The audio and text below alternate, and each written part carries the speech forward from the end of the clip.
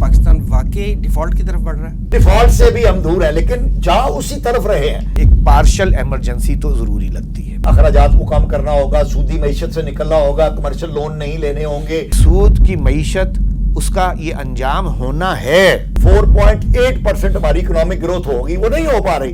जिस कौम में भी रिबा का लेन देन आम हो जाता है, अल्लाह ताला उससे फक्र व फाके के अजाब में पकड़ लेता है। बिस्मिल्लाहिर्रहमानिर्रहीम।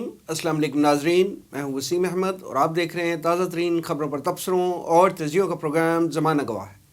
नाजरीन, पाकिस्तान की मईशत हमेशा मद्दोजज़र का शिकार रही है, लेकिन मईशत को इन दिनों जिन संगीन चैलेंजेस का सामना है शायद पहले कभी ना था। ज़र मुबादला के ज़खायर में शदीद कमी और IMF से कर्ज़े की अगली किस्त मिलने में ताख़ीर की वजह से दिन ब दिन सूरत हाल गंभीर होती जा रही है। कोई डिफ़ॉल्ट की बात कर रहा है तो कोई मुआशी एमरजेंसी लगाने की, किसी को चार्टर ऑफ इकोनॉमी की ज़रूरत महसूस हो रही है तो कोई पाकिस्तान को श्रीलंका बनाने पर तुला हुआ। अलगर्ज घर में आग लगी हुई है और सब मिलजुल कर इसे बुझाने की बजाय एक दूसरे को मुर्दे इल्ज़ाम ठहरा रहे हैं। हम आज के प्रोग्राम में डूबती हुई पाकिस्तानी मईशत के असबाब और उसका हल जानने की कोशिश करेंगे।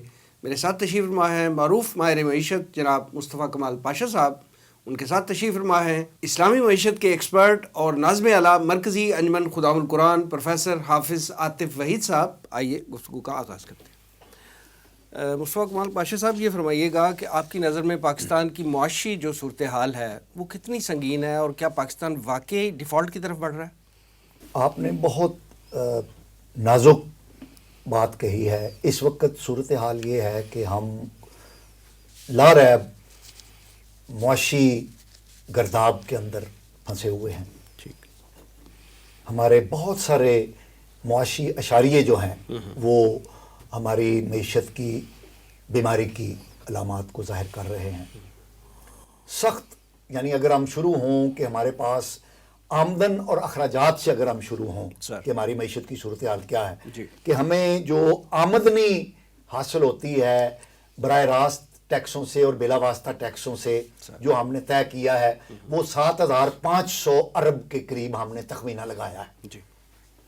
7,480-82 अरब रुपए के करीब, 7,500 अरब रुपए का तखमीना है कि हमारी आमदनी है। और जो हमारे अखराजात हैं वो तकरीबन 9.5 और 10,000 अरब रुपए के मुसावी हैं। ये मैं तखमीना जात की बात कर रहा हूँ। तो इसका मतलब है 2,500-3 हज़ार अरब रुपए का तो खसारा हमने तय कर लिया है कि ये आने वाले साल में होगा, जिसके माली साल की हम बात कर रहे हैं जिसके 6 महीने गुजर चुके हैं।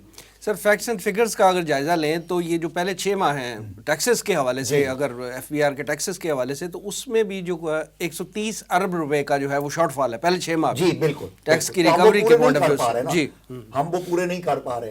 फिर हमारी जो ज़र मुबादला की मुख्तलिफ ज़राए से आमदनी है, मुख्तलिफ ज़राए से, वो 70 बिलियन डॉलर के करीब हमने गुजरे साल में अर्निंग की है मुख्तलिफ ज़राए से, एक्सपोर्ट से, कर्जे लेकर, मुख्तलिफ मामलात से। और जो हमारे अखराजात हैं वो 100 अरब से ज़्यादा हैं जो ज़र मुबादला की सूरत में है।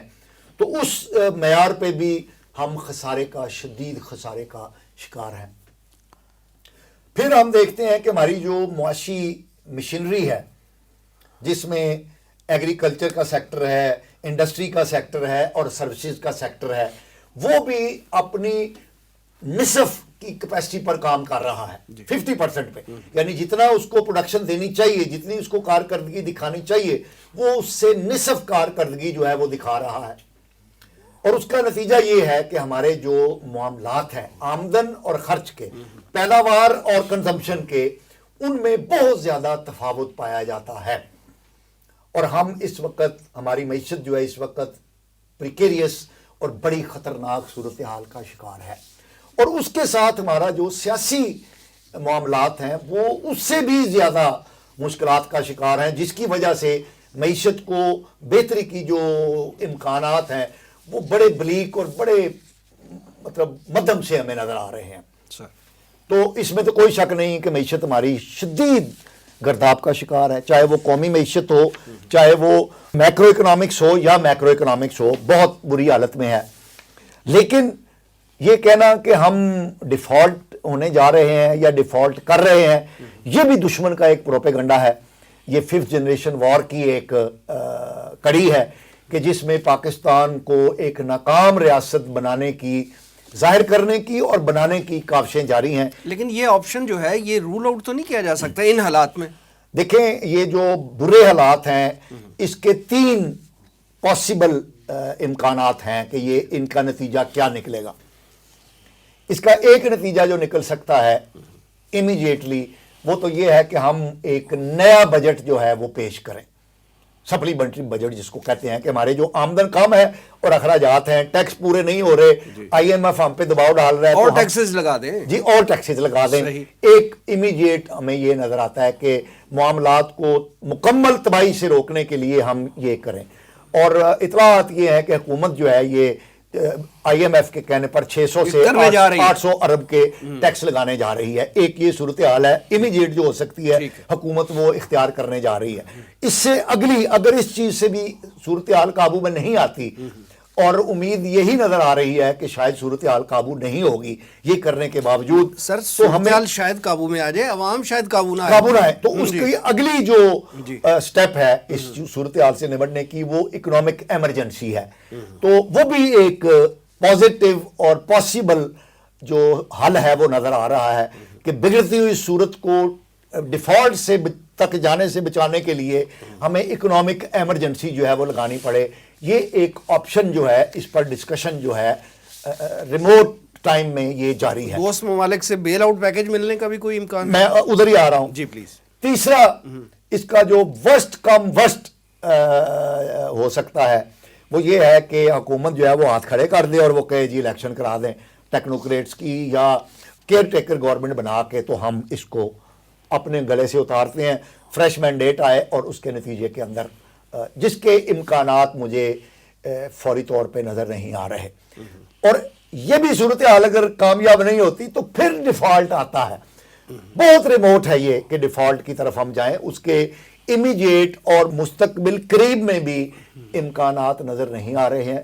لیکن کچھ قوتیں جس میں ہماری اندرونی سیاسی جماعتیں بھی کچھ شامل ہیں، سوشل میڈیا کے ذریعے اور ریگولر میڈیا کے ذریعے وہ کوششیں کر رہی ہیں کہ پاکستان کو معاشی طور پر ڈیفالٹ نہیں بھی ہوا تو ہم کہہ دیں کہ ڈیفالٹ ہو گیا ہے، اور اس لیے ٹیکنیکل ڈیفالٹ کی بھی باتیں ہو رہی ہیں.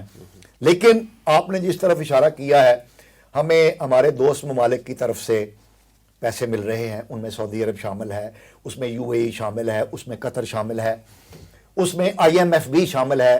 آئی ایم ایف نے ہمیں بیل آؤٹ پیکج بھی دیا ہے کوئی 2 مہینے پہلے، 3 مہینے پہلے جب یہ نئی گورنمنٹ آئی تھی. اور اب بھی اگلی قسط کے لیے آئی ایم ایف کے ساتھ ہمارے مذاکرات جاری ہیں اور امید یہ ہے کہ آئی ایم ایف ہمیں دے دے گا.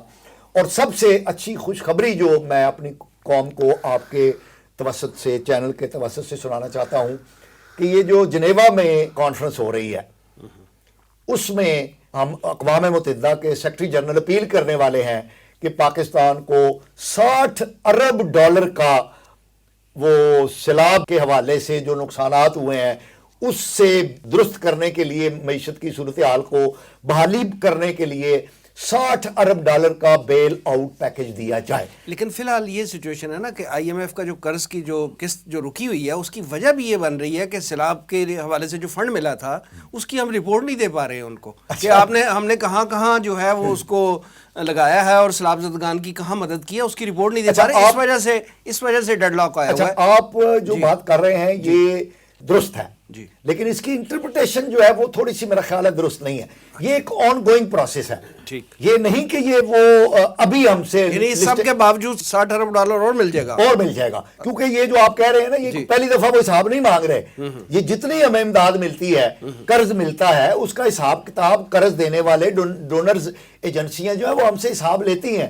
لیکن اب یہ حساب لینے والی بات جو ہے یہ زیادہ نمایاں کر کے پیش کی جا رہی ہے تاکہ یہ بتایا جا سکے قوم کو کہ دیکھو جی یہ ایک نیا مسئلہ کھڑا ہو گیا ہے. ایسی بات نہیں ہے، یہ ایک آن گوئنگ پروسیس ہے. اور یہ ایسا پروسیس نہیں ہے کہ اس میں یہ کہیں کہ جناب جب تک آپ ہمیں یہ کھاتے پیش نہیں کریں گے ڈیبٹ اور کریڈٹ کے ہم آپ کو اگلی قسط نہیں دیں گے. ایسی بات نہیں ہے. آئی ایم ایف جو ہے وہ بھی یہ جو ریویو کرتا ہے وہ کہتا ہے کہ آپ نے ہم سے وعدہ کیا تھا کہ آپ 7,500 ارب روپے کا ٹیکس اکٹھا کریں گے تو 6 مہینے گزر گئے ہیں، کیا آپ نے 50% ٹیکس اکٹھا کر لیا ہے؟ بتائیں جی کدھر ہے؟ کھاتے ہم دکھاتے ہیں تو وہ اس میں شارٹ فال ہے جو آپ کہہ رہے ہیں، تو وہ کہتے ہیں بھائی اس شارٹ فال کو کیسے پورا کریں گے آپ، ذرا اس کا بھی ملایا عمل دیں۔ تو یہ بات چیت جب ہوتی ہے تو اس کا مطلب یہ نہیں ہے کہ ڈیڈ لاک ہو گیا ہے، یہ ایک آن گوئنگ پروسیس ہے، پروسیجر ہے جس سے پاکستان گزر رہا ہے، ریویو ہو رہا ہے۔ ہم نے ٹل ٹو ڈے، آج کے دن تک عالمی ادائیگیوں کے معاملے میں کوئی ڈیفالٹ نہیں کیا ہے۔ آج کے دن تک ہم نے جو عالمی ادائیگیاں کرنی تھی ہم کر چکے ہیں۔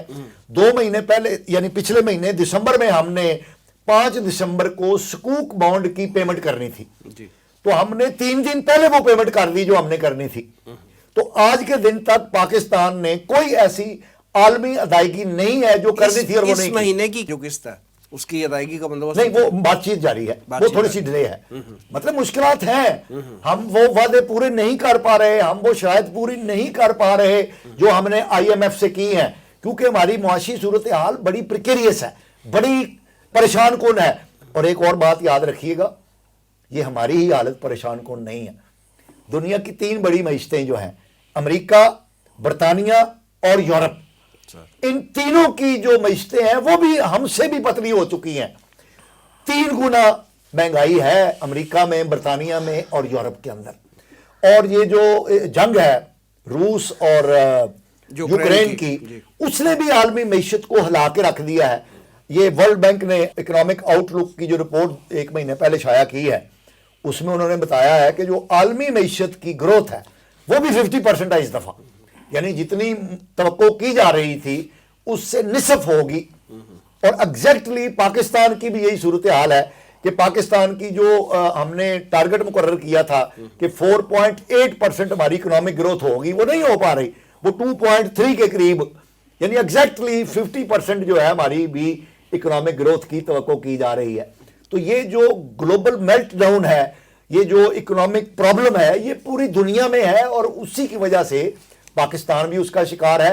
لیکن پاکستان کی معیشت کیونکہ کمزور ہے تو اس لیے اس معاشی مسائل کا پاکستان پر بہت زیادہ برا اثر مرتب ہو رہا ہے۔ ٹھیک، عاطف وحید صاحب، ابھی مصطفیٰ کمال پاشا صاحب نے جو فیکٹس اینڈ فگرز بتائے ہیں اور جو سٹیپس بتائے ہیں کہ خدا نخواستہ پاکستان اگر یہ ڈیفالٹ کی طرف جاتا ہے تو اس سے پہلے یہ سٹیپس ہیں، یہ ساری ان چیزوں کو مد نظر رکھتے ہوئے آپ یہ بتائیے کہ زر مبادلہ کے جو ذخائر ہیں پاکستان کے وہ شدید کم ہو چکے ہیں اور شاید تاریخ میں شاید اتنے کبھی کم 5.8 پہ آ گئے ہیں، وہ اتنے نہ ہوں۔ اور پھر اسی طرح آئی ایم ایف جو قرض نہیں دے پا رہا ہمیں، ریلکٹنٹ ہے کسی وجہ سے، پروسیجرل ڈیلیز ہیں، وہ سب کچھ چل رہا ہے۔ اس سب کے باوجود ان چیزوں کو مد نظر رکھتے ہوئے جو سر نے جو 2-3 سٹیپس بتائے ہیں ڈیفالٹ ہونے سے پہلے، ہم ڈائریکٹلی معاشی ایمرجنسی پہ تو نہیں چلے جائیں گے۔ یہ زر مبادلہ کے اتنے کم ذخائر اور پھر آئی ایم ایف کا قسط بھی نہیں آ رہی، تو ہم ڈائریکٹلی جو ہے وہ اس پہ معاشی ایمرجنسی پہ تو نہیں جانا پڑے گا ہمیں۔ بسم اللہ الرحمن الرحیم، الحمدللہ والصلاة والسلام علی رسول اللہ۔ دیکھیے یہ جو معاملہ اس وقت زیر بحث ہے اس میں یقیناً بہت سی مشکلات ہمیں نظر آ رہی ہیں جو معاشی اعتبار سے ہماری خود پیدا کردہ ہیں اور اس وقت وہ ہم پر مسلط بھی ہو گئی ہیں، لیکن ساتھ ہی مجھے یہ بھی نظر آ رہا ہے کہ اس کو بہت شدت کے ساتھ پولیٹیسائز بھی کیا جا رہا ہے۔ اس کی وجہ یہ ہے کہ ہمارے ہاں پولیٹیکل ایک ڈبیکل اس وقت جاری ہے جس کا ظاہر میں منظرنامہ یہی ہے کہ ہر پارٹی دوسرے کو جو ہے وہ نیچا دکھانا چاہ رہی ہے، اسے جو ہے ذمہ دار بتانا چاہ رہی ہے کہ یہ ذمہ دار ہیں۔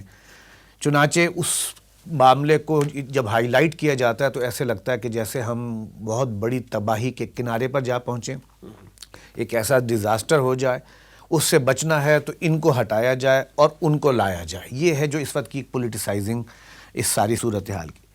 صورتحال جو ہمارے ہاں اس وقت ہوئی ہے یہ جمع ہو رہی ہے، سٹیک اپ ہو رہی ہے مختلف سٹیجز کے اندر۔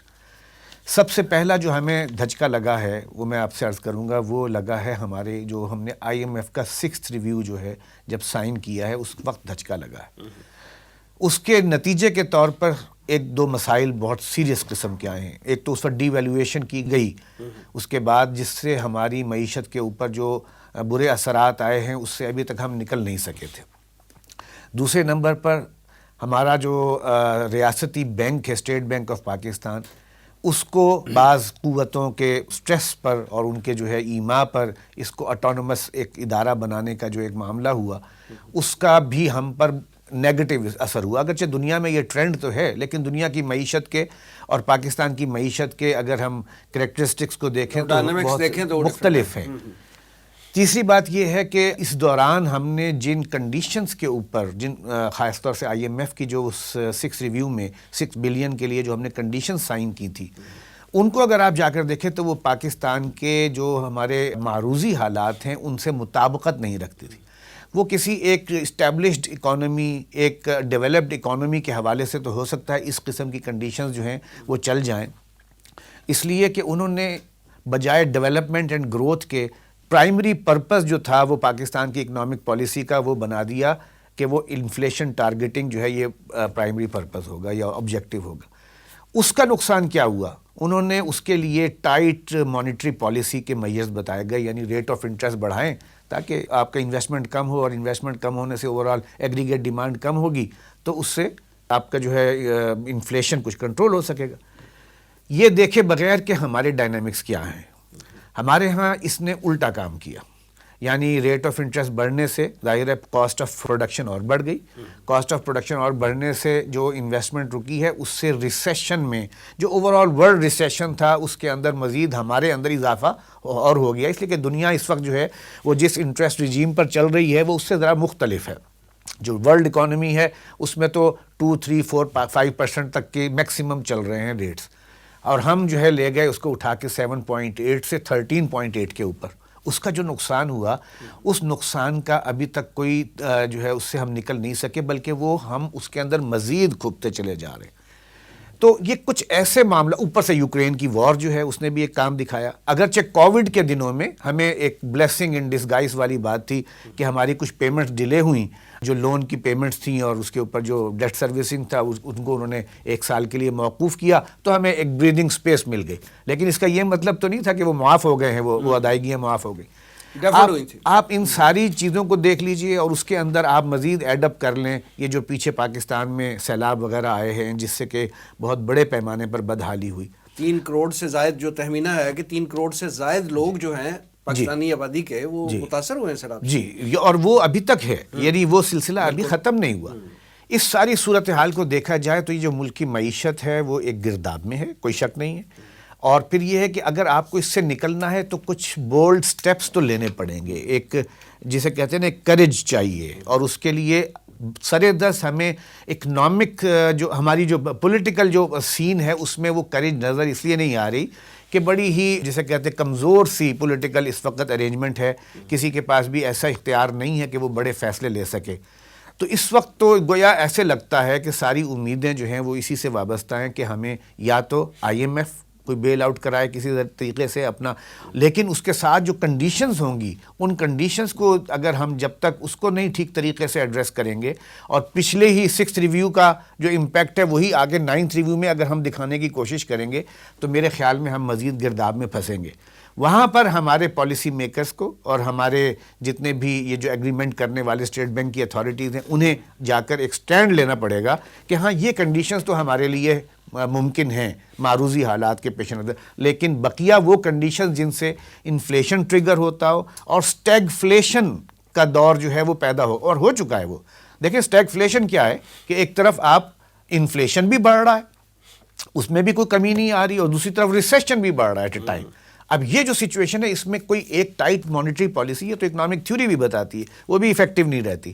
آپ کو کسی نہ کسی پالیسی مکس کے اوپر جانا پڑے گا، اور وہ پالیسی مکس لینے کے لیے پولیٹیکل جتنے بھی اس کے جو فار اینڈ اگینسٹ ایشوز چل رہے ہیں ان کو ایک طرف رکھتے ہوئے بالکل ایک ان بائسڈ انالیسس کے ساتھ اگر کچھ لوگ مل کے بیٹھیں گے اوپر کے اور وہ یہ فیصلہ کریں گے کہ ہمیں جو ہے اب اس سے نکلنا ہے اور شارٹ ٹرم کے کچھ میئرز ہیں جو وہ لینے پڑیں گے، اور اس کے بعد پھر لانگ ٹرم کے لیے جو ہے وہ اپنے آپ کو تیار کریں، اور اس کے لیے ان کو صرف نہیں کرنا، وہ قوم کو کرنا ہے. اس میں سب سے بڑا اور اہم رول جو ہے وہ ایک عام آدمی کا ہے، قوم کا ہے کہ وہ کیا اب آئندہ کے حوالے سے رویہ اختیار کرتا ہے ملکی معیشت اور خاص طور پر بزنس، ٹریڈ اینڈ کامرس کے حوالے سے.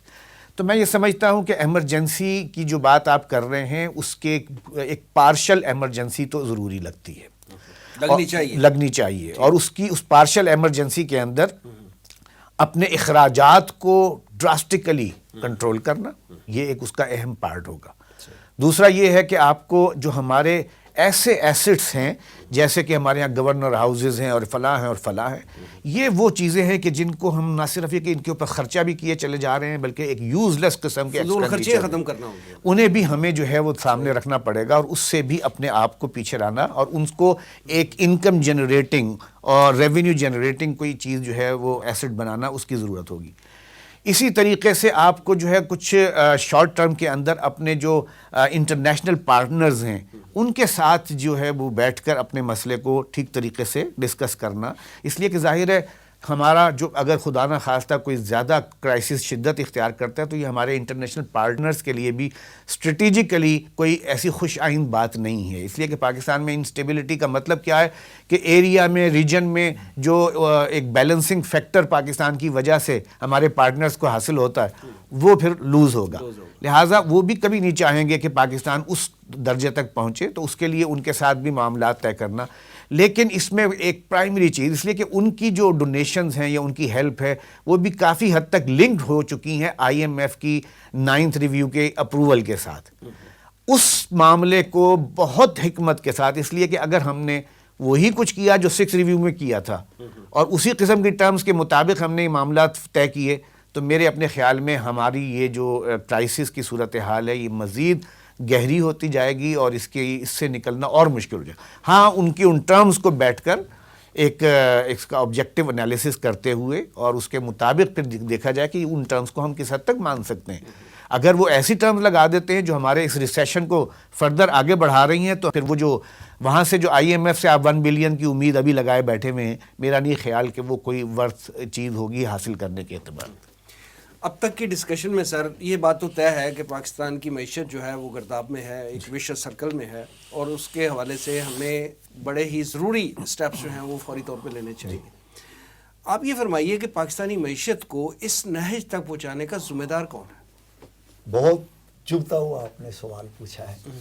پہلی بات تو یہ ہے کہ ہم نے اپنے معاشی معاملات کو چلانے کے لیے جو ماڈل اختیار کیا ہے سر گزشتہ 75 سال سے، ہمیں یہاں تک پہنچانے کا اولین ذمہ دار وہ ماڈل ہے سرمایہ دارانہ نظام معیشت، جس کی بنیاد سود ہے۔ بنیادی طور پہ وہ نظام اس مقام تک ہمیں پہنچانے کا ذمہ دار ہے، اور یہ گزشتہ 150-200 سالوں میں یہ نظام جو ہے کیپٹلزم جو ہے، سرمایہ دارانہ نظام، سود کی بنیاد پر جو نظام چلتا ہے، اس نے پوری دنیا میں عمل پیرا ہو کر دیکھ لیا ہے کہ وہ نجات دہندہ نہیں ہے۔ پہلا تو یہ ہے۔ دوسرا، اس نظام کو اختیار کر کے کچھ ممالک نے اچھے فائدے بھی حاصل کیے ہیں، ترقی یافتہ ممالک میں ایک سائیڈ ان کی ترقی کی طرف بھی چلی گئی ہے۔ انفارچونیٹلی اس نظام کا جو نیگیٹو پہلو تھا، قرضہ جاتی معیشت، ہم نے اس کو اختیار کیا، یعنی اس نظام کے جو پازیٹیو پہلو تھے کہ پیداواریت کو بڑھایا جائے، اب ایک عام انسان کے جو روٹی کپڑا اور مکان کے معاملات ہیں اس کو ٹھیک کیا جائے، اشیاء خرد و نوش، اشیاء ضروریہ، اشیاء استعمال، عوام کی ویلفیئر کا کانسیپٹ ہم نے اختیار نہیں کیا۔ ہم نے جو طبقہ اشرافیہ ہے اس کو مضبوط کرنے کا جو سلسلہ اختیار کیا، اور اس کے لیے قرضے حاصل کرنے کا جو سلسلہ جاری کیا تھا، وہ اس نے دوسری وجہ یہ بنی کہ اس نے ہمیں اس مقام تک پہنچایا ہے۔ تیسری بڑی وجہ میں یہ تاریخی اعتبار سے آپ کو بتا رہا ہوں کہ تاریخی اعتبار سے آج تک کیپٹلزم میں رہتے ہوئے کوئی ملک قرضے لے کر فلاح کی منزل کو نہیں پہنچ سکا۔ یہ بات طے ہے، یہ بات طے ہے تاریخی اعتبار سے۔ یہ 3 وجوہات ہو گئی۔ چوتھی وجہ کہ ہم نے جو قرضے لیے اور جو لے رہے ہیں ان کو پروڈکٹیو بنانے کی بجائے ہم نے کرپشن میں اور عللو تللو میں اور فضول چیزوں کے اندر ہم نے ضائع کر دیا، اور آج یہ صورتحال ہو گئی ہے کہ قرضوں پر سود کی ادائیگی کے لیے بھی ہمیں قرضے لینے پڑے ہیں۔ یہ تو وجوہات ہیں دائمی طویل مدتی وجوہات ہیں جنہوں نے ہمیں اس مقام تک پہنچایا ہے. اب آپ کہہ رہے ہیں جو امیڈیٹ وجوہات ہوئی ہیں موجودہ کرائسس کی, آپ ذرا اس کو آپ یہ نہ سمجھیے گا کہ یہ کسی حکومت کی حمایت ہے یا کسی حکومت کی مخالفت ہے. یہ حقائق کی بنیاد پہ میں آپ کو بتاتا ہوں. 1947 سے لے کر 2018 تک جو ہمارے مجموعی قرضوں کا حجم تھا روپوں میں, وہ 30,000 ارب روپے تھا. یعنی کہ پاکستان سے لے کے 2018 تک 30,000 ارب روپے تھا سر. اور اپریل 2022 میں یعنی عمران خان صاحب کے 44 مہینے کے حکومت کے اختتام پر ان قرضوں کا جو حجم ہے وہ ایگزیکٹلی 60,000 ارب روپے ہو چکا تھا. یعنی 1947 سے جتنا ہم نے 2018 تک لیا, عمران خان صاحب کے 44 مہینے کے دور حکومت میں ایگزیکٹلی وہ ڈبل ہو گیا. ٹھیک ہے, اب ہم اس کی ڈیٹیل میں نہیں جاتے کہ اس کی وجوہات کیا تھی. ٹھیک ہے جی. بجلی کے جو گردشی قرضے تھے 2018 میں, اور یہ جو میں آپ کو بتا رہا ہوں فیکٹس, یہ جو ہماری وہ اسٹیٹ بینک آف پاکستان کی ویب سائٹ ہے اور ہمارا جو بجٹ ڈاکومنٹ ہے یہ وہاں سے لی گئی ہیں, کوئی بھی چیک کر سکتا ہے اس کو. بجلی کے ہمارے گردشی قرضے 2018 میں 1100 ارب روپے تھے اور 44 مہینوں میں 1 ارب روپیہ ڈیلی کے حساب سے قرضہ بڑھتا رہا ہے. یہ گردشی قرضہ بجلی کا, اور اپریل 2022 میں اس کا حجم 2500 ارب روپے تھا. پھر گیس کا گردشی قرضہ جو ہے وہ 2018 میں 350 ارب روپے تھا. عمران خان صاحب کے 44 مہینوں میں اس کا حجم 1400 ارب روپے ہو چکا تھا. ٹھیک ہے جی. پی ایس او جو ہمارا سرکاری پٹرول فراہم کرنے کا ادارہ ہے, 2018 میں اس کا گردشی قرضہ 200 ارب روپے تھا, جبکہ عمران خان صاحب کے 44 مہینوں میں یہ 200 ارب سے بڑھ کر 650 ارب روپے ہو گیا. ٹھیک ہے جی. اب سنتے جائیے. 10 اپریل کو ہمارا ٹریڈ ڈیفیسٹ جو تھا وہ 45 ارب ڈالر تھا. ٹریڈ ڈیفیسٹ کیا ہے کہ ہم جو برآمدات کر رہے ہیں ان سے جو ہمیں کمائی ہو رہی ہے اور جو درآمدات کر رہے ہیں ان کا جو خرچہ ہو رہا ہے, خرچہ 45 ارب ڈالر زیادہ تھا. اور یہ حجم 75 سالوں کی معاشی تاریخ میں پہلی بار ایسا ہوا. تجارتی خسارہ تقریباً ہر سال ہی ہوتا ہے ہمیں, لیکن اتنا بڑا حجم جو ہے یہ پہلے کبھی نہیں ہوا. اور آخری بات, جو عمران خان صاحب کا جب دور حکومت ختم ہوا 10 اپریل 2022 میں, تو ہمارا جو بجٹ ڈیفیسٹ تھا, یعنی جو آمدنی ہمیں ٹیکسوں سے ہو رہی تھی اور جو ہم نے خرچ کیا, اس میں 5500 ارب روپے کا فرق تھا. یعنی آمدنی سے ہمارے اخراجات کتنے زیادہ تھے؟ 5500 ارب روپے. اور پھر جب یہ موجودہ حکومت آئی, یہ 13 جماعتوں پر مشتمل. سر وہ تو ان کے جو ہوا نا عمران خان کے جو آپ نے بیلنس شیٹ دی ہے وہ تو اپنی جگہ, میں آنے لگا ابھی, حقائق اپنی جگہ ہے, لیکن 8 ماہ ان کے ختم ہوئے. جی, انہوں نے حکومت سنبھالی جی, انہوں نے آ کر امیڈیٹلی وہی نسخہ استعمال کیا جس نسخے کی بنیاد پر ہم اس صورتحال تک پہنچے تھے. میں نے جیسے آپ کو بتایا کہ قرضہ جاتی معیشت, سودی معیشت, عالمی معیشت جس کا ہم حصہ ہیں, وہ بڑی وجہ ہے ہمیں اس مقام تک پہنچانے کی. اور I M F, world bank, Asian development bank, London club, Paris club, یہ جتنے قرضہ دینے والے ادارے ہیں ان کے ساتھ معاملات کرنے کی وجہ سے ہم اس مقام تک پہنچے تھے. انہوں نے آتے ساتھ ہی انہی کے ساتھ معاملات کو دوبارہ سیدھا کرنے کی کوشش کی, اور اس کا نتیجہ یہ نکلا ہے کہ 8 مہینوں کے دوران جو عوامی معیشت ہے وہ بھی ڈوب چکی ہے. ایک عام انسان جو ہے اب 2 وقت کی روٹی کا مسئلہ نہیں رہ گیا. اب تو 1 وقت کی روٹی اگر مل جائے تو شکر الحمدللہ کر کے لوگ سو جاتے ہیں رات کو. 2 وقت کی روٹی اب ممکن نہیں رہی. اور دوسری طرف انہوں نے جو ہماری قومی معیشت تھی, قدر زر میں کمی جو کی, تقریباً 45% کمی ہو گئی ہمارے روپے کی قدر کے اندر. اس کے نتیجے میں مہنگائی کا طوفان نہیں آیا, سونامی آ گیا اور وہ ابھی تک رک نہیں رہا. پھر آمدن اور اخراجات کا جو ڈس ایکولیبریم تھا یہ گیپ ان کے دور میں مزید بڑا ہے، قرضوں کا حجم ان کے دور میں مزید بڑا ہے، اس میں کوئی رکاوٹ نہیں ہوئی. کوئی بھی پیرامیٹر ایسا نہیں ہے کہ جو انہوں نے آ کر 8-9 مہینے میں جس کے بارے میں کہا جائے کہ یہ کوئی بہتری کی طرف لے کر گئے ہیں، کیونکہ انہوں نے بھی وہی رستہ اختیار کیا ہے جس رستے پر چلتے چلتے پاکستان اس حالت تک پہنچا تھا، انہوں نے بھی وہی رستہ اختیار کیا ہے. اور حالت یہ ہے اس وقت کہ پاکستان کی معیشت جو ہے وہ جان بلب ہے، اور ہمیں آئی ایم ایف کے ساتھ معاملات کرنے کے لیے ہمیں آئی ایم ایف کے ہی نسخے کو دوبارہ اڈاپٹ کرنا پڑ رہا ہے. اور اب چند دنوں کے اندر یہ جو 600 ارب ڈالر کے نئے قرضے ہیں ایک نئے سپلیمنٹری بجٹ کے ذریعے اس پر مسلط ہو جائیں گے. اور مجھے نہیں لگتا کہ یہ سٹیپ لینے کے بعد بھی کچھ سٹیبلٹی آئے گی. ہمیں جیسے ڈاکٹر صاحب نے کہا کہ اپنی اخراجات کو کنٹرول کرنا پڑے گا، اور وہ ظاہر ہے بیانات سے کنٹرول نہیں ہوں گے، اس کے لیے ہمیں اکنامک ایمرجنسی جو ہے وہ لگانی پڑے گی. اور یہ 2 سٹیپ لینے کے بعد پھر ہم دیکھیں گے. لیکن ڈیفالٹ سے بھی ہم دور ہیں، لیکن جا اسی طرف رہے ہیں. سچی بات یہ ہے کہ ہم اسی طرف جا رہے ہیں، لیکن میں نے آپ کو بتایا کہ اس تک اس خطرے کو رول آؤٹ نہیں کر سکتے، لیکن وہ امیجیٹ نہیں ہے.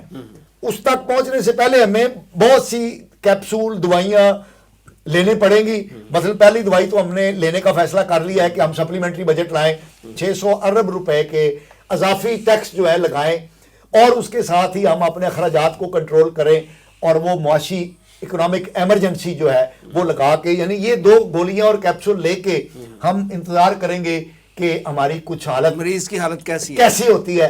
پھر ہم دیکھیں گے کہ الیکشن کی طرف جانا ہے، وہ بھی نظر نہیں آ رہا. اور جو پھر ڈیفالٹ ہے، جیسے ڈاکٹر صاحب نے کہا کہ ہمارے جو سپانسرز ہیں، ہمارے جو لینڈرز ہیں، ہمیں جو قرضہ دینے والے ہیں، وہ بھی نہیں چاہیں گے کہ ہم ڈیفالٹ کریں، کیونکہ ڈیفالٹ کا ہم نے صرف نام سنا ہے. وہ ہوتا کیا ہے، وہ ان امیجنیبل ہے، وہ اتنا آسان نہیں ہے کہ ہم، اور ہم ایک ایٹمی طاقت ہیں. اور میں آپ کو ایک پازیٹیو بات بتا دوں اگر آپ مجھے تھوڑا سا موقع دیں، کہ پاکستان کی معاشی حالت اتنی بھی گئی گزری نہیں ہے کہ ہم مر مک نہیں گئے. ہم نے طے کیا تھا کہ 7500 ارب روپے کا ٹیکس اکٹھا کریں گے. 6 مہینے میں جتنا ٹیکس اکٹھا ہونا چاہیے تھا اس میں سے 150-200 ارب روپیہ ہی کم اکٹھا ہوا ہے نا. تو اس کا مطلب ہے کہ 90% کے قریب ہم نے ٹارگٹ پورا کر لیا ہے. یہ پیسہ کہاں سے آ رہا ہے ٹیکسوں کا؟ صنعت چل رہی ہے نا، قحط پڑا ہے ہمارے یہاں پر، مہنگی چیزیں مل رہی ہیں، گندم، آٹا، چاول، چینی، کھانے کا تیل مل رہا ہے نا، ہمیں سبزی مل رہی ہے، دالیں مل رہی ہیں، گھی مل رہا ہے. لیکن عوام کی چیخیں آسمان پہ وہ بھی درست ہے جی، وہ تو ہم ڈسکس کر چکے ہیں کہ بہت بری صورتحال ہے. لیکن قحط کا تو شکار نہیں ہے نا، مل رہی ہیں چیزیں، ہماری امپورٹس ہو رہی ہیں. ہاں، $300 ملین کے جو بلیوں اور کتوں کی خوراک ہم منگاتے ہیں وہ منگانے کے اب ہم لائق نہیں رہے.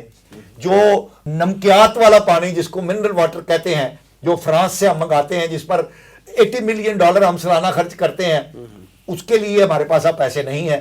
$120 ملین سالانہ ہم جو چاکلیٹیں امپورٹ کرنے پر کرتے ہیں، اس کے لیے ہمارے پاس پیسہ نہیں ہے. ایک طرف یہ بھی ہے، پریکیریس صورتحال ہے.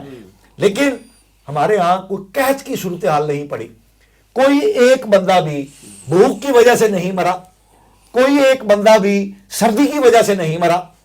یہ لوڈ شیڈنگ پہلے بھی ہوتی تھی، اب بھی ہو رہی ہے، مہنگائی پہلے بھی تھی، اب بھی ہے، اب زیادہ ہو گئی ہے. تو بری صورتحال ہونے کے باوجود اتنی بری صورتحال نہیں ہے کہ ہم بالکل کہیں کہ یار ہم تو مر مک کی گئے ہیں. یہ پروپیگنڈا بھی درست نہیں ہے. اور میں معذرت کے ساتھ، آپ نے ڈاکٹر صاحب کی طرف جاتے ہوئے جو کہا تھا کہ ہمارے پاس کتنے بلین رہ گئے ہیں، 5.8، ایسی بات نہیں ہے. ہمارے جو ٹوٹل زر مبادلہ کے ذخائر ہیں وہ تقریباً 12 ارب ڈالر کے برابر ہیں. آپ نے جو ذکر کیا وہ بھی ٹھیک ہے، وہ آدھا گلاس جو خالی ہے آپ نے اس کی طرف اشارہ کیا. اصل میں جو ہمارے اسٹیٹ بینک کے پاس مختلف کھاتوں میں جو پیسے ہیں وہ بھی تو حکومت کی ملکیت ہے نا. جب ہم کیلکولیشن کرتے ہیں تو ان کو ملا کے بھی جس وقت ہم بات کرتے ہیں تو تقریباً 12 ارب ڈالر کے ہمارے فارن ایکسچینج ہماری کٹی میں پڑا ہوا ہے لیکن ہمارے سارے ہے نہیں، ہاں، لیکن ایسے ہی ہم دکھانے کے لیے وہ ہمارے 12 ارب ڈالر ہیں، ٹھیک، بہت کم ہے، نازک صورتحال ہے، لیکن یہ مرنے مارنے والی صورتحال بہرحال نہیں ہے، اللہ نہ کرے ویسی ہو. ایسی نہیں ہے. اچھا عاطف بھائی صاحب، گیون سرکمسٹانسز میں تجارتی اور مالیاتی خسارے کو کم کرنے کے لیے کیا مؤثر طریقے ہو سکتے ہیں آپ کی نظر میں؟ جی، اس ضمن میں یہ عرض کروں گا میں کہ پہلی بات تو یہ ہے کہ یہ جو ڈیفالٹ کے حوالے سے ہم باتیں کر رہے ہیں نا، میں ایک دوسرے نظریے کو بھی تھوڑا سا مینشن کر دیتا ہوں. ابھی اس کو میں سپورٹ نہیں کر رہا، لیکن یہ ایک فوڈ فار تھاٹ ہے ہمارے لیے. دیکھیے، ایک پاکستان کے حوالے سے ایک نظریہ یہ موجود ہے کہ موجودہ جو حالات ہیں ان میں ڈیفالٹ کرنا جو ہے یہ آپ کے لیے ایک فسکل ڈسپلن لانے کا ذریعہ بن سکتا ہے. یعنی یہ تو اپنی جگہ ایک بڑی حقیقت ہے کہ ڈیفالٹ کی جو نیگیٹو امپلیکیشنز ہیں وہ کیا ہیں، اس کے ریپرکشنز کیا ہیں، آپ کی سوورن جو بھی لونز ہیں ان کا کیا بنے گا، آپ نے جو بانڈز ایشو کیے ہوئے ہیں انٹرنیشنلی ان کا کیا ہوگا، پھر اگر آپ نے کوئی پلیجز اینڈ کولیٹرلز دیے ہوئے ہیں ان کی کیا صورتحال ہوگی. یعنی ڈیفالٹ کے شر میں سے بھی کچھ خیر برآمد ہو سکتا ہے. اس کی وجہ کیا ہے؟ اس کی وجہ یہ ہے کہ بہت سے ممالک نے ڈیفالٹ کی اسٹیج پہ آ کے اپنے آپ کو بہت سی ایسی شرائط منوانے کی پوزیشن میں آئے ہیں جس سے کہ ان کے پچھلے قرضوں کا برڈن، ان کی ادائیگیوں کا جو بھی میتھڈ ہے، ان سب کے اندر انہوں نے اس سے بینیفٹ حاصل کیا. یہ ایسے بہت سی مثالیں موجود ہیں. چنانچہ اگر آپ ہمیں دیکھیں ہمارے حالات کہ ہر دفعہ ہم پر ایک ڈیفالٹ کی تلوار جو ہے وہ لٹکتی رہتی ہے، تو بعض لوگوں کا یہ بھی ایک خیال ہے اور اس پر باقاعدہ پیپرز لکھے گئے ہیں کہ جو اکنامک گورننس ہے اس کے اندر بھی بہتری آ سکتی ہے اور فسکل ڈسپلن بھی آپ جو ہے اس سے بہتر حاصل کر سکتے ہیں اگر ڈیفالٹ کی نوبت آ ہی گئی تو میں گویا صرف اتنا ایڈ کروں گا کہ جو ایک بہت ہی ورس کم ورس سچویشن ہے اس کو بھی آپ یہ نہ سمجھیں کہ وہ بھی شر محض ہے، اس میں سے بھی خیر کے امکانات اپنی جگہ موجود ہیں. اور یہ میں اس لیے عرض کر رہا ہوں کہ جیسے کہ میں نے شروع میں عرض کیا تھا کہ ہم نے اس کو پولیٹیسائز کیا ہوا ہے. ہم الزام تراشیوں اور ڈیفالٹ کا جو ہے وہ باجا بجا کر اور بینڈ بجا کر جو مورال ڈاؤن کر رہے ہیں اس وقت انویسٹرز کا اور ٹریڈرز کا، کامرس کے جو لوگ ہیں ان کا، اس سے جو نقصان ہو رہا ہے ظاہر ہے اس سے کیا ہو رہا ہے. آپ کو چاہیے تو یہ تھا کہ آپ اکنامک گروتھ کی طرف پیش قدمی کریں، لیکن وہ اکنامک گروتھ اسی صورت میں ہوگی نا کہ اگر کوئی آپ کو کوئی آئندہ کے حوالے سے ایک سٹیبل اکانومی کی امید ہو. جب ہم اس کا ڈھنڈورا پیٹتے رہیں گے تو سٹیبل اکانومی کی امید جو ہے وہ ختم ہوتی رہے گی. تو سب سے پہلے تو اگر کوئی قوم سے اور ملک سے وفادار ہے یا اس کا کوئی خیر خواہ ہے تو اسے کم سے کم اس قسم کے پینک کریٹ کرنے سے ایوائڈ کرنا پڑے گا. یہ بنیادی شے ہے. اس سے نکلنے کے لیے اگر یہ نہیں ہوگا اور یوں ہی پینک کریٹ کرتے رہیں گے اور اس کے اندر بہت زیادہ ایکسائٹمنٹ ہو جائے تو پھر ظاہر ہے لوگ جو ہیں وہ نیگیٹو امپلسز ان کی زیادہ پیدا ہوتی ہیں. دوسری بات یہ ہے کہ کچھ ایسے فوری کرنے کے کام ہیں اور کچھ کام وہ ہیں جن کا تعلق لانگ ٹرم سے. فوری کرنے کے کاموں میں سے تو یہی ہے کہ ایک تو مزید کوئی سودی قرض، خاص طور پر وہ کہ جو ایک ہائی ریٹس کے ساتھ آپ کو ملتا ہے، اس سے اوائڈ کریں. یہ ہمارے لیے زہر ہے. یعنی آپ کا کہنا کہ ہم آئی ایم ایف کے پاس نہ جائیں. آئی ایم ایف کا جو قرض ہے وہ اتنا سودی نہیں ہوتا، اس کے اوپر rate of interest coffee negligible ہے، اور وہ بھی اگر آپ پرفارم اچھا کر رہے ہیں تو وہ واپس ریٹرن ہو کے آپ کے پاس آ جاتا ہے. آئی ایم ایف کے مسائل اس کی دوسری کنڈیشنز ہیں جو کہ آپ کے معروضی حالات کے ساتھ کلیش کر رہی ہوتی ہیں، ان کی وجہ سے پرابلم ہے. ادروائز یہ ایک ویسے آئی ایم ایف کو مسئلے کا حل تو نہیں ہے نا، یہ بھی ایک عبوری دور اور عارضی مدت کا ایک حل ہے. آپ آئی ایم ایف کے پاس جائیں یا اپنے فرینڈلی جو بھی اکانومیز ہیں ان کی طرف رجوع کریں، کنٹریز کی طرف رجوع کریں. لیکن جو ہمیں جس انٹرسٹ نے مارا ہے وہ ڈومیسٹک ڈیٹ ہے، اس کے اوپر ہونے والا انٹرسٹ ہے. کمرشل لونز، جو کمرشل لونز ہے اس نے ہمیں مارا ہے. آپ اس وقت دیکھ لیجئے ہمارا جتنا ٹیکس ریونیو کلیکٹ کر رہا ہے اس کا مور دین 90% کس میں جا رہا ہے. سوال یہ ہم زور یہ تو دے رہے ہیں کہ بھئی ٹیکس بیس بھی بڑھاؤ، ٹیکس کے ریونیوز بھی بڑھاؤ، ٹیکس کی شرح بھی بڑھاؤ، سب کچھ کرو تاکہ آئی ایم ایف کا وہ ٹارگٹ پورا ہو جائے کہ آپ نے کلیکشن پوری کر لی. سوال یہ ہے یہ ٹیکس لے کر ہم دے کس کو رہے ہیں؟ اپنے ہی بینکوں کو. یہی جو ہمارے 11 جو بڑے بڑے بینک ہیں انہی کو جن سے ہم نے پیسے لیے. آخر اس معاملے کے اندر کوئی وقت تو آنا چاہیے نا کہ ہم اس پر سوچیں کہ ہم ساری قوم کا خون چوس کر کس کو موٹا کر رہے ہیں. چنانچہ اب وہاں آ کر ایک فیصلہ لینے کے لیے آپ کو ایک ول چاہیے، ایک آپ کو پولیٹیکل ایک اپنی جو اسٹیبلٹی بھی چاہیے. تو یہاں مسئلے کی حل اور پرابلم کی جڑ کو دیکھیں، جڑ یہاں پر آئی ہوئی ہے. اور یہ بات وہ ہے کہ جو ہم ایک عرصے سے پیٹ رہے ہیں کہ سود کی معیشت، اس کا یہ انجام ہونا ہے، اس لیے کہ یہ تو اللہ کی طرف سے فیصلہ ہے، یہ تو رسول اللہ صلی اللہ علیہ وسلم جو الصادق والمصدوق ہیں ان کی دی ہوئی حتمی خبر ہے کہ ما من قوم یظہر فیہم الربا الا واخذوا بالسنہ. جس قوم میں بھی ربا کا لین دین عام ہو جاتا ہے اللہ تعالیٰ اس سے فقر و فاقے کے عذاب میں پکڑ لیتا ہے. اب آپ دیکھ لیجئے آج ہم فقر و فاقے کا جو ہے وہ رونا رو رہے ہیں اور اس میں ہم کس لیول پر پہنچ چکے. تو اس اعتبار سے سب سے پہلا جو کام کرنے کا ہے وہ تو یہ ہے کہ آپ اس جو سودی قرض ہے، پچھلے قرض کی ایڈجسٹمنٹ کیسے ہونی ہے، انہیں کسی ڈیٹ فار ایکویٹی سواپ کے ذریعے سے ایڈجسٹ کرنا ہے، یا جو بھی آپ نے کوئی سکوک بانڈ دینے ہیں، اس لیے کہ یہ سارا ڈیٹ کون سا، یہ پبلک ڈیٹ ہے، اسے آپ کو کسی نہ کسی لیول پر جا کر ایڈریس تو کرنا ہے. فیڈرل شریعت کورٹ کا فیصلہ آپ کے پاس ہے، آپ کی بیگ پر ہے، آپ اس کو استعمال کریں اور اپنے اس فیصلے کے مطابق آپ آئندہ سے تو سودی قرض کا لینے کا ختم کریں، پچھلے کو آپ ایڈجسٹ کریں.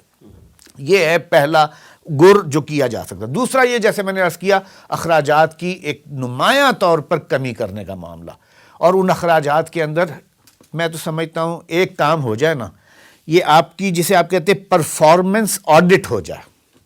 اخراجات میں کیا کچھ آ رہا ہے، ایک تو اخراجات وہ ہے نا کہ جو آپ کے سرکاری محکمے وغیرہ بیسڈ اخراجات ہونے چاہیے، جس ظاہر ہے. دیکھیں اس وقت ہماری جو منسٹریز ہیں، جو ہمارے ادارے ہیں، سرکاری محکمے، اگر آپ دیکھیں ان کی تنخواہوں پر کتنا جا رہا ہے اور اس سے اوپر ان کے اوور آل خرچے کتنے ہیں، تو آپ کو نظر یہ آئے گا کہ یہ ویلیو فار منی نہیں ہے خرچہ. اس سے کیا آپ نے حاصل کر رہے ہیں؟ اب وہاں آ کر آپ کو کچھ نہ کچھ ایک ضرب کلیمی چاہیے کہ آپ دیکھیں کہ بھئی جس میں پرفارمنس نہیں ہے، جو ویلیو فار منی نہیں ہے، اس کو آپ نیچے لے آئیں، اور نیچے لائیں گے اخراجات کا حل پرائیویٹائزیشن بھی پھر آ جائے گا. اس میں بہت سے حل ہیں، لیکن سب سے پہلا مسئلہ تو ہے آڈٹ کریں. پھر آپ نے جو پبلک ایکسپینڈیچر کیا ہوا ہے اس کا آڈٹ کریں. آخر جو ایکسپینڈیچر ہوا ہوا ہے وہ کہیں نہ کہیں تو خارج میں نظر آنا چاہیے نا. ہمارا وہ آڈٹ آج تک نہیں ہوا. ہم اپنا پچھلا آڈٹ کر لیں، چلے بہت لمبا نہیں، 20 سال کا کر لیں، اس کے بعد پتہ چل جائے گا. جو ہم نے اس دوران قرضے لیے ہیں ان کا پرفارمنس آڈٹ لے لیں. آخر ظاہر ہے ان میں کئی قرضے وہ ہیں کہ جو کسی پروجیکٹ کے ضمن میں ہیں. چلیں بیلنس آف پیمنٹ کے ایشوز والے قرضے جو ہیں ان کا آپ کو آڈٹ بہت مشکل ہے، لیکن پروجیکٹ بیس جو ہے ان کے ساتھ تو آپ کر سکتے ہیں، ان کا آپ آڈٹ کریں. تو یہ آڈٹ کرنا جو ہے اس سے آپ کے از خود اخراجات جو ہے وہ کرٹیل ہو جائیں گے. اخراجات کم ہوں گے تو آپ کے آمدن اور اخراجات کا جو گیپ ہے وہ خود بخود کم ہو جائے گا. بنیادی چیز یہ ہے کہ ہم اپنے مرض کو پہچانیں. اس مرض کو پہچانے بغیر ہم لانگ ٹرم سسٹیننس نہیں حاصل کر سکتے اور اس گرداب سے نہیں نکلیں گے. اور اس کے لیے جو کریج چاہیے ہے وہ ساری قوم کو اس معاملے کے اندر ایک سیریسنس کے ساتھ دیکھنے کی بھی ضرورت ہے، اور اپنے جو بھی اتھارٹیز ہیں ان کے ساتھ مل کر یہ کام کرنا اور تعاون کے ساتھ یہ کام کرنا، تبھی یہ پاسبل ہے. ورنہ ہر کوئی اپنی اپنی جو ہے ڈفلی ہے، اپنا اپنا راگ ہے، اور کوئی بھی انالیسز ایسا نہیں ہے کہ جو ہم کسی ایک جہت میں آگے بڑھانے کے قابل بن رہے ہوں. مصطفیٰ کمال پاشا صاحب، کیا آپ کو یہ ایک المیہ فیل نہیں ہوتا کہ پاکستان معاشی طور پہ عدم استحکام کا شکار ہے، لیکن اس کے تمام سٹیک ہولڈرز جو ہیں وہ بجائے اس کے کہ مل جل کے اس کا کوئی حل نکالیں، وہ ایک دوسرے کو اس سارے معاملے کا جو ہے وہ مورد الزام ٹھہرا رہے ہیں؟ یعنی گھر میں آگ لگی ہوئی ہے، آگ بجھانے کی بجائے ہم ایک دوسرے کو الزام لگا رہے ہیں کہ بھائی تم نے آگ لگائی تھی، وہ کہہ رہا ہے تم نے آگ لگائی تھی. یعنی ایکچوئل صورتحال یہ ہے. آپ کے خیال میں یہ فرمائیے کہ پاکستان کو اس معاشی تنزلی سے نکالنے کے لیے کیا کوئی سیاستدان اہم رول ادا کر سکتا ہے، کوئی ٹیکنوکریٹ اہم رول ادا کر سکتا ہے، معیشت دان، یا پھر کوئی ڈکٹیٹر؟ دیکھیں بات یہ ہے کہ اگر ہم پاکستان کی 75 سالہ تاریخ کا مطالعہ کریں تو اس میں معیشت جو ہے عام طور پر ڈکٹیٹرز کے دور میں بہتر پرفارم کرتی ہمیں نظر آئی ہے. ایوب خان کا دور دیکھ لیں، جنرل ضیاء الحق کا دور دیکھ لیں، مشرف کا دور دیکھ لیں، تو اس میں جو معیشت ہے وہ ایز کمپیئر ٹو پولیٹیکل ایرا بہتر پرفارم کرتی ہوئی ہمیں نظر آتی ہے. لیکن اگر ہم ان ڈیپتھ جائیں، اسٹڈی کریں، تو ہم جس مقام پر آج کھڑے ہیں اس کی وجوہات بھی اسی ڈکٹیٹرشپ کے اندر ہمیں نظر آتی ہیں. پاکستان کا ٹوٹنا، پاکستان کے اندر سیاسی اضطراب کا بڑھنا، پاکستان میں علیحدگی کی تحریکوں کا چلنا، پاکستان میں سیاسی نظام کا ناکام ہونا، یہ سب کس وجہ سے ہے کہ فوج جو ہے وہ انٹرفیئر کرتی رہی ہے. اور ایک بڑی خوشگوار تبدیلی ہمیں نظر آئی ہے کہ فوج نے خود اپنی غلطیوں کا اعتراف کیا اور اے پولیٹیکل ہونے کا اعلان کر دیا 1 سال سوا سال پہلے. اور یہ کسی بندے نے نہیں کیا, یعنی یہ کسی جرنیل نے نہیں کیا, بحیثیت ادارہ کیا, بحیثیت ادارہ انہوں نے فیصلہ کیا. اور ہماری گڈ لک یہ ہے کہ اس تجویز کا جو محرک تھا وہ اس وقت پاک فوج کی سربراہی کر رہا ہے. اعلان تو باجوہ صاحب نے کیا نا کہ ہمارے ادارے نے یہ فیصلہ کیا ہے, تو جو مین اس کاز کا پروموٹر تھا جنرل عاصم منیر صاحب, تو وہ اس چیز پر ہمیں قائم نظر آ رہے ہیں. اب جو ہمیں سیاسی افراتفری نظر آ رہی ہے یہ اس وجہ سے ہے کہ فوج اے پولیٹیکل ہو گئی ہے اور سیاستدانوں کو سمجھ ہی نہیں آ رہی کہ وہ کیا کریں. آپ نے جس افراتفری کا ذکر کیا ہے کہ ایک دوسرے کے ساتھ سر پھٹاول کر رہے ہیں, اس کی بنیادی وجہ یہ ہے کہ اب ان کو پکڑ پکڑ کے لانے, بٹھانے, سمجھانے اور پالیسیاں بنی بنائی دینے والا ابھی جو ادارہ ہے وہ اے پولیٹیکل ہو چکا ہے, تو ہمیں یہ اضطراب نظر آتا ہے. لیکن میں اس میں سے, جیسے ڈاکٹر صاحب نے کہا کہ ڈیفالٹ میں سے کئی بہتریاں جو ہیں وہ نکلی ہیں معیشت کی, انہوں نے مثالیں بھی جو دی ہیں, تو میں یہ سمجھتا ہوں کہ ہمارے معاشی مسائل کا جو حل ہے وہ ایک مستحکم سیاسی نظام کے اندر ہے. اور جتنی تجاویز معاشی استحکام کی صاحب نے دی ہیں ان پہ امپلیمنٹ کس نے کرنا ہے, امپلیمنٹ کس نے کروانا ہے؟ سیاستدانوں نے. ایک عوامی طاقت رکھنے والی ایک سیاسی قیادت ہوگی تو یہ تمام چیزیں جو ہے نا امپلیمنٹ ہوں گی. تو اس لیے آپ کے سوال کا ایک فکرے میں جواب یہ ہے کہ کوئی ٹیکنوکریٹ نہیں, کوئی ڈکٹیٹر نہیں, بلکہ صرف سیاسی قیادت جس کو عوامی تائید حاصل ہو, جو عوام کے اندر ایک مقام رکھتی ہو, وہ آئے اور وہ اس ملک کو سیاسی اصلاحات کے ذریعے, اور سارے سٹیک ہولڈرز پھر اس کی مدد کریں. ظاہر ہے یہ تو انڈرسٹوڈ ہے, جب عوام ایک طرف آ جائیں گے تو سارے مل جل کے اس معاملات پر سوچو بچار کریں گے, اور سوچو بچار کر کے وہ اسی نتیجے پر پہنچیں گے آلموسٹ جو آپ نے بتائی ہیں باتیں کہ ہمیں اخراجات کو کم کرنا ہوگا, سودی معیشت سے نکلنا ہوگا, کمرشل لون نہیں لینے ہوں گے, آڈٹ پرفارمنس کرنی ہوگی کہ جو بے ایمانی, جو کرپشن ہوئی ہے, جو سودی معیشت کے نتیجے میں ہم پر اتنا بوجھ پڑا ہے, یہ ساری باتیں یہی کریں گے ہم, تو پھر ہم اس گرداب سے نکل پائیں گے. اور اس کے لیے ہمیں ایک مضبوط اور مؤثر سیاسی قیادت کی ضرورت ہے کہ وہ سب کو ساتھ لے کر قوم کو چلے اور پھر بیٹھ کر ایک لایا عمل بنائے. اب یہ توڑ پھوڑ کے ذریعے معاملات حل ہوتے ہوئے نظر نہیں آ رہے, تو یہ سیاسی عمل میں سمجھتا ہوں کہ یہ ایک خیر کرنا چاہیے, خیر ہے کہ اے پولیٹیکل ہو گئی ہے ہماری اسٹیبلشمنٹ, ہماری ریاست. اور آپ کو یہ جو سیاست میں گڑبڑ نظر آ رہی ہے یہ اس اے پولیٹیکل ہونے کا نتیجہ ہے کہ سیاستدانوں کو سمجھ نہیں آ رہی کیا کیا جائے. لیکن میں یہ سمجھتا ہوں کہ اس شر سے, جو شر آپ کو نظر آ رہا ہے سیاست میں, اس سے خیر کا پہلو مجھے نکلتا ہوا نظر آ رہا ہے کہ سیاسی عمل جو ہے وہ ایک پازیٹیو راستہ اختیار کرے گا اور وہ سب مل جل کے ملک کو, قوم کو کچھ آمادہ کریں گے عمل پر. اور وہ ظاہر ہے وہ اعمال, وہ پالیسیاں سخت ہوں گی.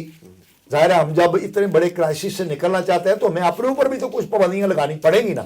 صرف ان پابندیوں سے بات نہیں بنے گی جو IMF لگا رہا ہے, ہمیں خود بھی کچھ پابندیاں لگانی پڑیں گی جن کا ذکر آپ نے کیا تھا. تو وہ پابندیاں کون امپلیمنٹ کرائے گا؟ ایک پاپولر سیاسی قیادت. اور وہ کیسے آئے گی؟ ایک مثبت سیاسی عمل کے نتیجے میں, جو میں سمجھتا ہوں کہ شروع ہو چکا ہے. اس کا نقطہ آغاز کیا ہے کہ فوج نے, ہماری اسٹیبلشمنٹ نے توبہ کر لی ہے, اور وہ توبہ کرنے کے بعد سیاسی عمل سے باہر آ گئے ہیں. اور یہ میں سمجھتا ہوں کہ ایک بہت پازیٹیو ڈیولپمنٹ ہے سیاسی طور پہ, اور اس کے مثبت نتائج نکلیں گے. اور سیاستدان ہی سیاسی عمل کو آگے بڑھا کر ملک کو معاشی گرداب سے نکالیں گے.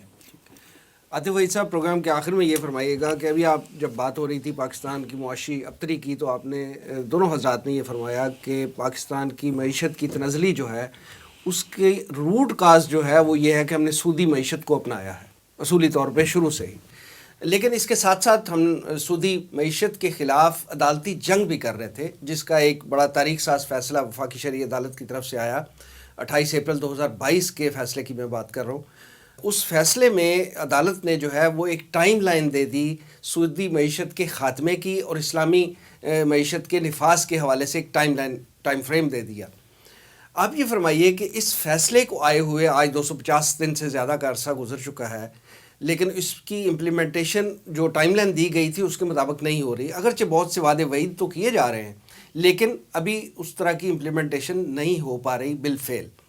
آپ یہ فرمائیے کہ اسلامی معیشت کے نفاذ کے لیے ہمیں کیا کیا فوری اقدامات کرنے پڑیں گے تاکہ ہم اللہ اور اس کے رسول کے خلاف جو جنگ جاری رکھی ہوئی ہے ایک عرصے سے ہم نے، اس کے خاتمے کی طرف بڑھ سکیں؟ دیکھیے، فیڈرل شریعت کورٹ کے اس بینچ نے پورا ایک ٹائم فریم دیا کہ آپ 1 مہینہ یا 1.25 مہینے کے اندر اندر یہ تمام قوانین جو سودی سسٹم کو چلا رہے ہیں وہ کل عدم ہو جائیں گے۔ اس کے بعد 6 مہینے دیے کہ اس دوران آپ نئے قوانین بنا لیں، اس لیے کہ پچھلے قوانین کو ریپلیس کریں گے نئے قوانین، اور پھر اس کے بعد ایک میکسیمم ٹائم دیا ہے 5 سال کا۔ لیکن ہوا کیا؟ ابھی کچھ عرصہ پہلے ہماری اس حکومت نے، جو موجودہ حکومت ہے، اس نے اعلان کیا کہ جی ہم آنر کرتے ہیں اس فیصلے کو، اور ہم جو ہے اس کے مطابق اپنی اس اکانومی کو چینج کریں گے اور تبدیل کر دیں گے۔ اعلان بڑا خوش آئند ہے، بڑا دل خوش کن ہے، لیکن اس اعلان کے دوسرے یا تیسرے دن اسٹیٹ بینک نے پھر ریٹ آف انٹرسٹ بڑھانے کا اعلان بھی کر دیا۔ اس کا مطلب کیا ہے؟